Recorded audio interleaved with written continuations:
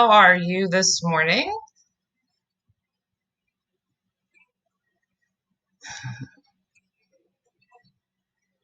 So today's class is on the contract to lease. Can anybody tell me what it is and why I think it's so important?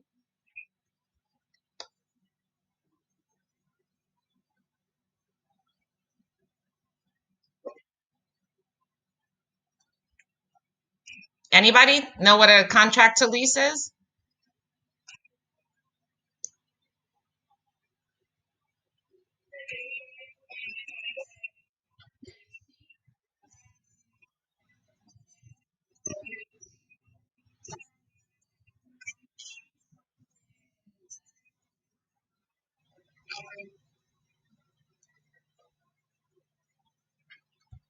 Right. It's that, and also what Steven's saying, it's you're making an offer to a landlord. Now, a contract to lease is not required by the state of Florida. However, for my team, I require it. And especially if I have a listing, a rental listing, I want that document. The contract to lease is the outline, the rubric, the what makes everyone not argue in a rental transaction. It is what the outline is of all of the terms of who's going to pay for what, when, where, and how. And as a matter of fact, if you, which I'm going to put the contract to lease up in a minute, the contract to lease really makes it easier for everyone to understand what's going on. It actually spells out everything more, I think, in some sense, the lease. The lease itself, you know how we're allowed to write on the contract, we can cross things out and we can add things in additional terms on a regular contract. On a contract to lease, technically, you're really not supposed to change anything on it. Sorry, on a lease. And there's really no room for anything. They have these tiny two little lines where you can write stuff. And that makes it really difficult because to anyone, it's their home, and a a contract to lease is, sorry, it's just as important to somebody as a sale. So if you guys turn around to the screen where you see yourselves, it would be the to the right. So it's not the main web screen, it's the right web screen. I just put up a contract to lease. So I'm going to toggle back and forth for a second, but can everyone see the contract to lease on the screen? Okay, I'm going to put it back up. Thank you. Perfect. Okay, also, I learned a little trick a while into EXP that if you look at the top of your computer screen right now, it says screen zoom. If you click on the plus sign where it says right web screen, you'll be able to see it up close and personal, and you're not affecting our view, and no one else will be able to see what you're doing. So, okay, so let's get started. Contracts and lease.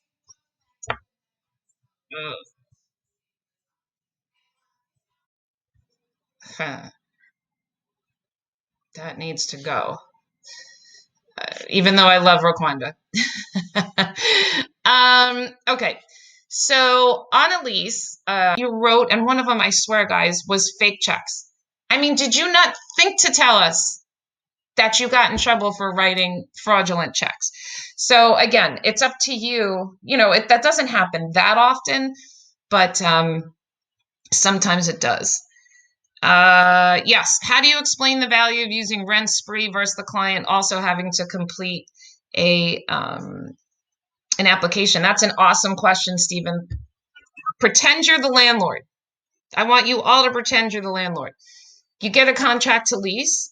This market, any market, is nuts. Once you get the contract to lease executed, you got to take the property off the market. It's contingent.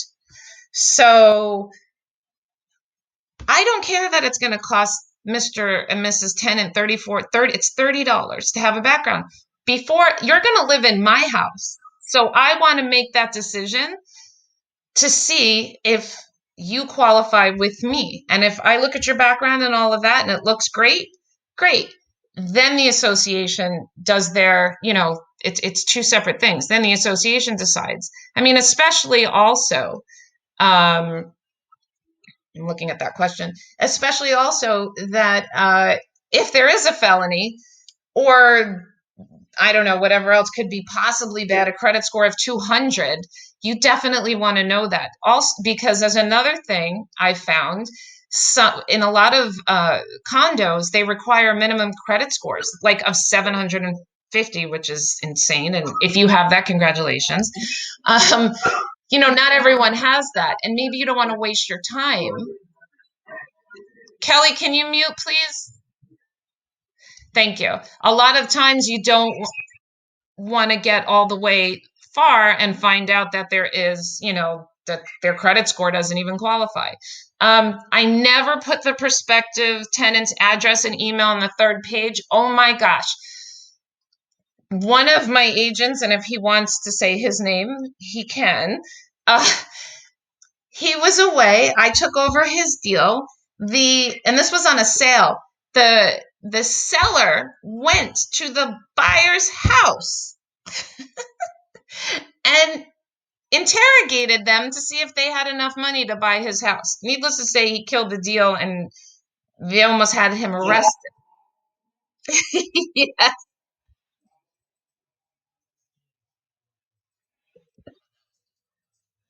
Yes. And that guy actually found it out on his own. Chad did not put that on the contract. If they're going to find a way, let them. On any contract, they do not need to know the customer you represent, whether you represent the buyer, the seller, the tenant, or the landlord. They don't need their name, address, and phone number. So let's not put that there. But any questions before I mention anything else?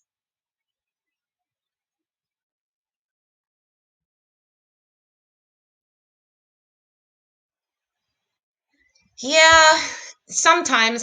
But sometimes there are some applications where the landlord has to, like if you're representing the tenant, where the landlord needs to sign.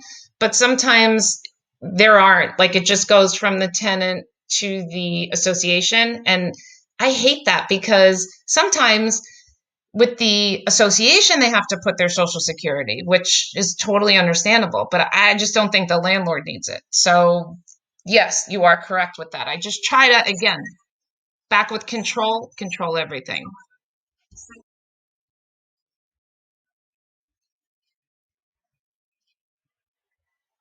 Correct. But then sometimes, like I said, we're at the mercy of the listing agent and the landlord. And if the listing agent says, I want that application, maybe I'll say, can I leave the social security number off or provide them with, how about a generic one that isn't so in depth with their, all of their personal information.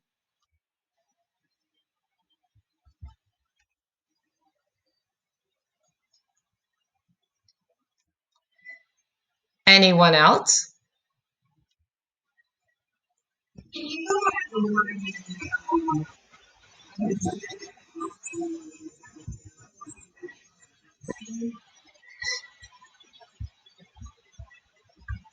Yes, sorry, I had to unmute myself. Absolutely. So again, if you have the crazy tenant who suddenly decides, and I'm only kidding, I know there's a lot of personal issues with people and they may find themselves where they have to move immediately, but there's a lot of people who wake up one morning and said, oh my God, I have to move in a week. If they have to move in a week, okay, you talk to the listing agent and say, listen, can we just give you all three payments or for however many there are if there's no HOA? Can we just give it to you on the day of move-in in cleared funds in cashier's checks? So that also leads me to your commission as well. But if you have, and again, I made this easy, if you have a few weeks, it goes right into escrow. So right here, $2,400, and it goes into my title company. And then down here on number 2, it totally explains first month's rent and commission. Now, if you are in a rush, the tenant will write EXP's commission in cleared funds. So now let's do the scenario where you're crunched for time, because this always happens. So let's say the move-in date really is, today is the 4th. Let's say it's the 10th. It's a single family home. It's available. Everybody wants to move in. Everyone falls in love. It's great. Yay, we're moving in. What happens is the tenant writes whatever 2,400 and 250 equals a cashier's check directly to the landlord. Then you take the 2,400 and divide it in half, assuming it's 1 month's rent is the commission. Half goes to Remax and the other half is made out to EXP. So you get your commission on the spot. Also regarding, and with EXP, don't forget, guys, you have to mail the check to EXP. If you upload your check into SkySlope and your file's perfect, you will get paid when you wake up in the morning. EXP is fantastic like that. Just do them the courtesy of mailing the check right away. Please put the address, your name, drop your business card with the check, the first page of the lease, whatever you need to do. And that address, of course, is in Workplace, Florida State Group, Andrew Schock's pinned post will tell you where to mail that check to. A check, and we all know, can never be made out directly to you. Did that answer your question?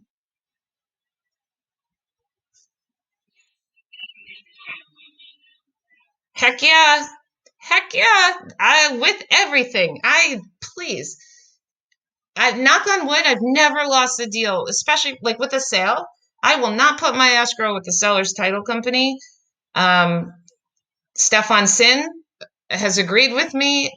Everyone thinks it's such a pain in the neck. That's fine. This is your customer's money. No one can just take it. But when push comes to shove, I'm always like, thank goodness the escrow was with my title company, somebody I trust, and I know exactly what's going on. So yeah, you can definitely put it with them. Just be aware that if you're crunched for time, yes, the lease invoice, thank you, Nate, is amazing. When you're crunched for time, you're not going to be able to put it into escrow, because what's going to happen is it goes to the title company, then it has to clear, then they have to cut a check, and that's no good.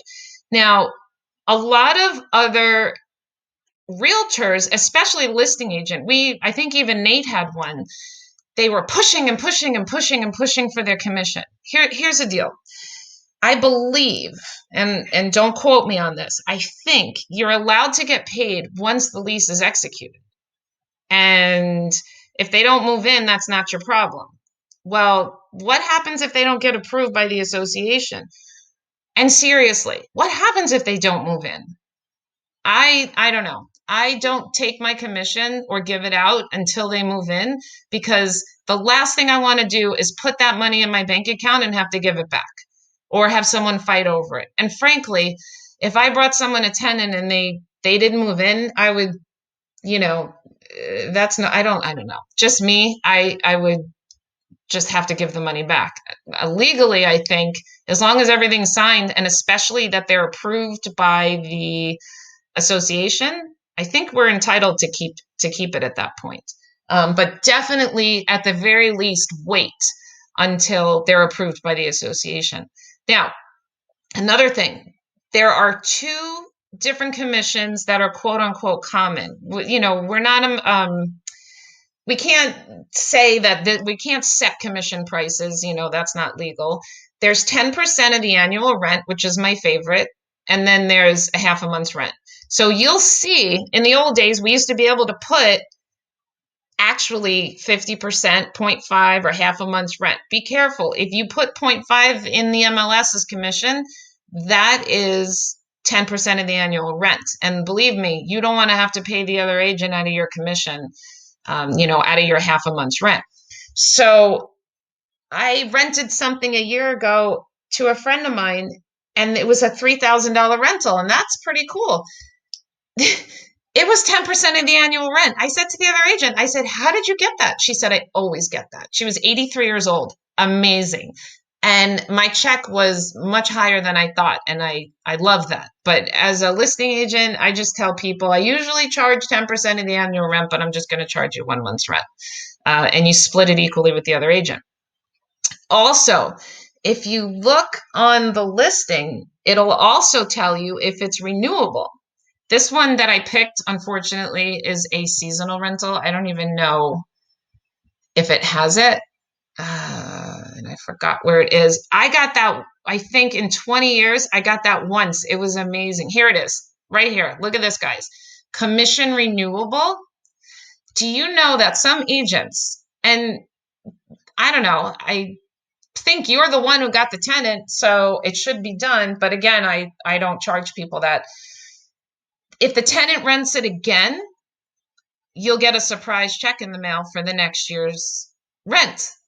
But when as a listing agent, I don't do that. Like I said, I've only gotten a renewable commission once or twice. And don't forget the other law.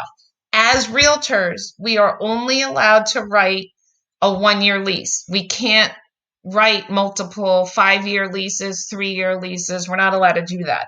You can put in there terms, and this is something you guys might want to think about too.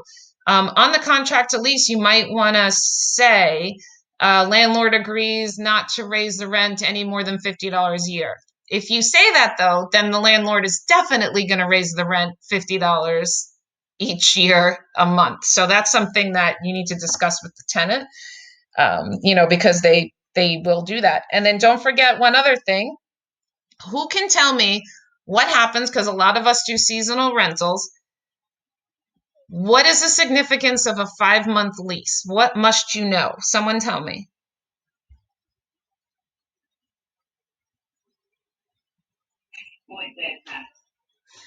That's right. Guess what the law is? And Andrew Schock even talked about this a year ago, I believe. Holy cow. Now they're making realtors pay $500 if, oops, I forgot this. So someone had said earlier, had asked me about the tax. It would go in other, like say it was if it's less than 6 months in a day, okay, the lease has to be 6 months in a day. There's a bed tax. I think, and again, don't quote me, it goes by county. I think Palm Beach County is 13%.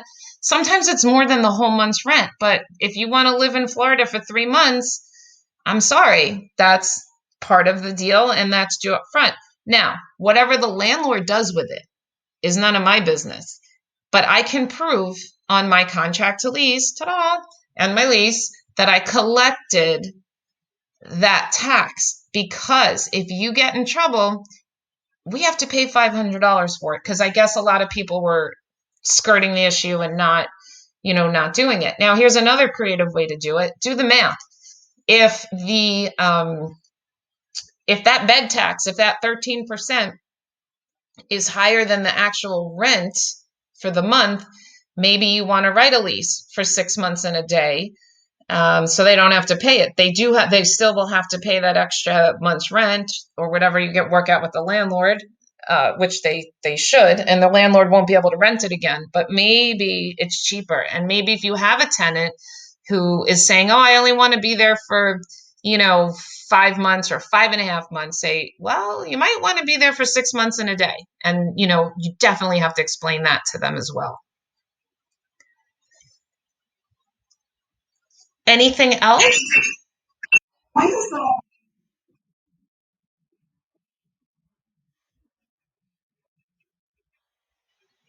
No, anything less than 6 months in a day is taxed. So you take, yeah, and I just hate it because it's so, you know, we had one too. I think I forget what the monthly rent was, but the tax was like $3,400. And I think the rent wasn't even that much. And it just makes me sick, but we have to do it. And I'll tell you what, I'm not paying the $500 either. So no way, Jose.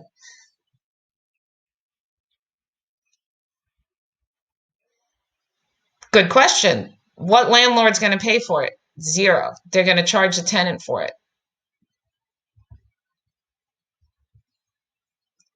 And you have to collect it. You have to show It's got to be on the contract to lease. You have to show no, but yeah, the tenant gives the money, and then the landlord's the one that pays it or not. And again, if he doesn't want to pay it, that's not my problem, because I have, again, CYA. It's on my lease that says that I collected it, and I can show the checks. I make a copy of all the checks, and whatever he does is up to him.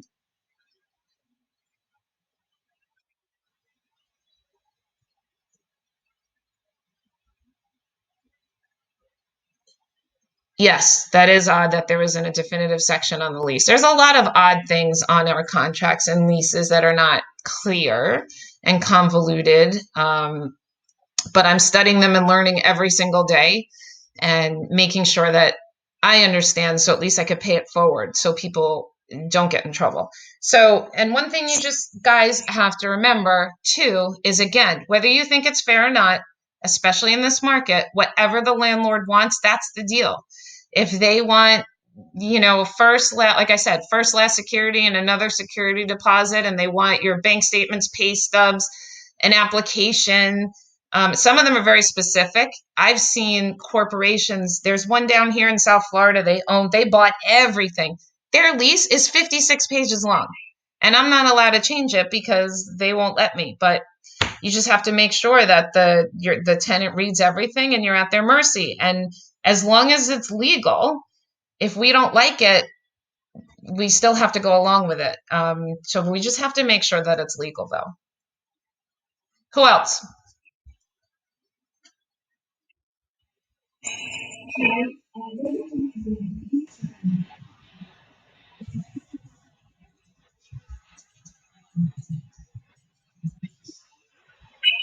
Oh,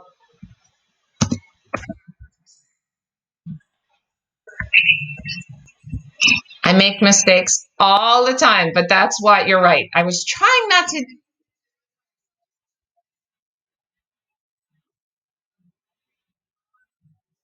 Yes, because at midnight you're absent. Thank you for catching that. I do that all the time. I print out my stuff after and read it 900 times and make sure I don't do that. But yes, you're right. I'm so sorry. Um, yes, it's at midnight before. Just like when you're writing a listing agreement, it ends 6 months the night before at midnight. Sorry about that. You are welcome. The bed tax specified on the lease, I think you have to add it in. I would look at that, but that's why the contract to lease is so important. This template contract to lease, my team has it in app files. I have all of our updated everything we ever need, and fill it out like that. I believe Form Simplicity, you can find it, and whatever other system that you use, that's where the contract to lease is. And again, here's another thing too.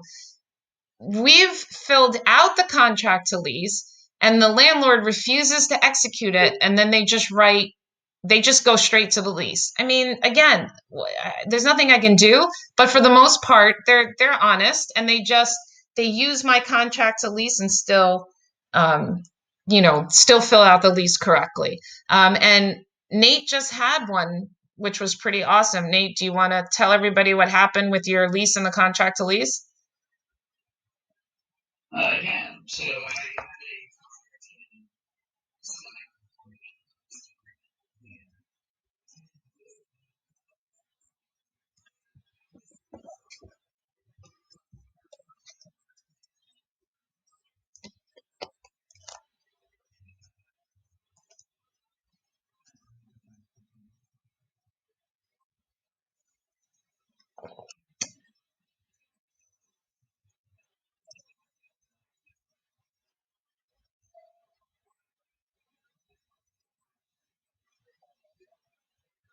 Yep, and that could have just been a mistake. Again, everybody makes them, and they were so gracious enough to actually see that, and ta-da, we had it in the lease. And poor Nate also had, I think it was one of his first deals.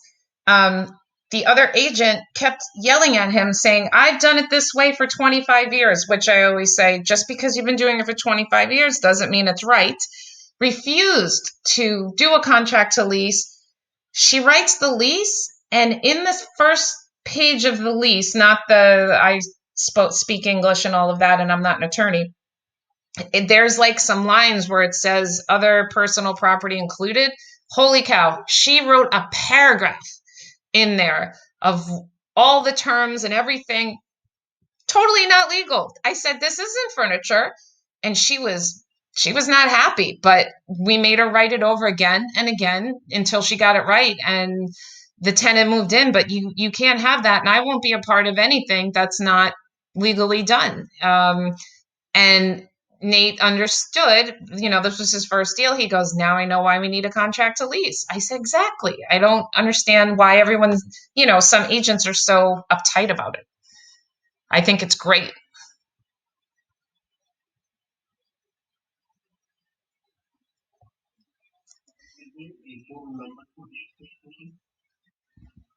A form, sorry, a number?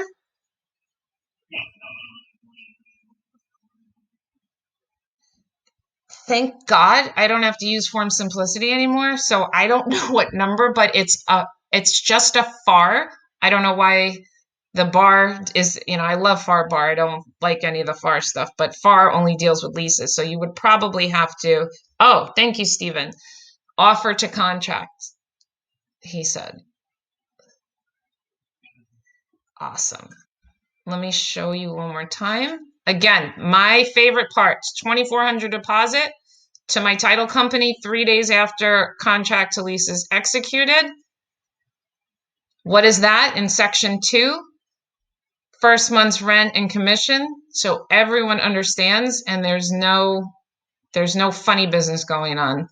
And then no one's surprised when it's time for us to get paid. It just happens real smooth.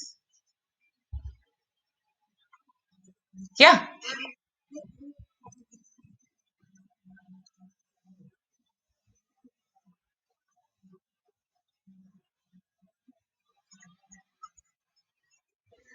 As long as everyone agrees, you're fine. If it's before the lease, you can do the cross outs and the initials and the changes, but as long as everyone agrees and no one fights about it, then you just put it on the lease and it's fine.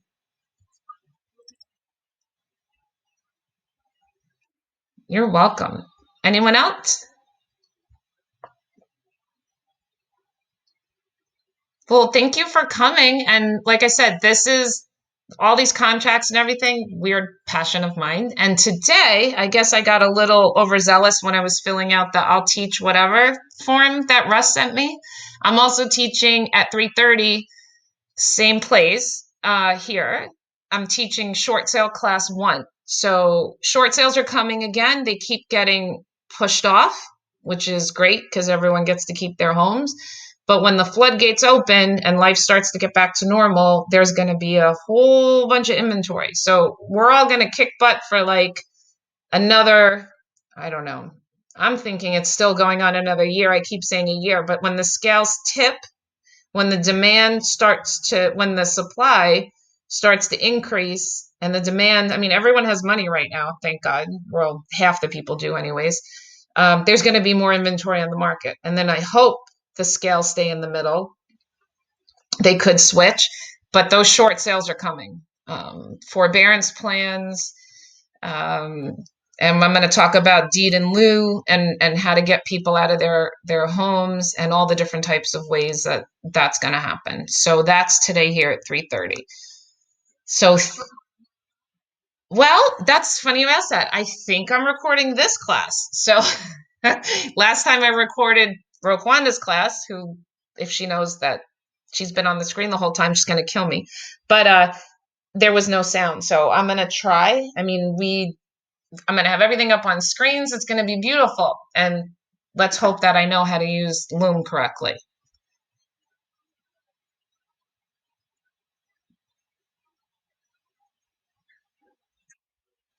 Anyone else?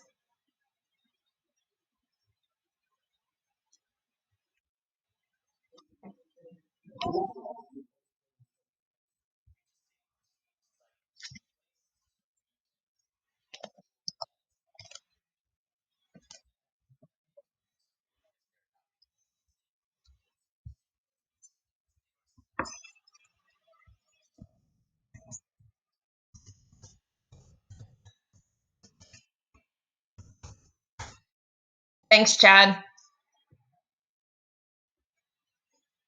Yes, 3:30 in this room. Yep, absolutely.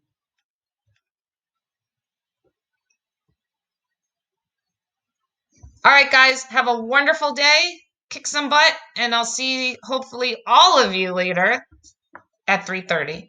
Thanks a lot. Have a great day.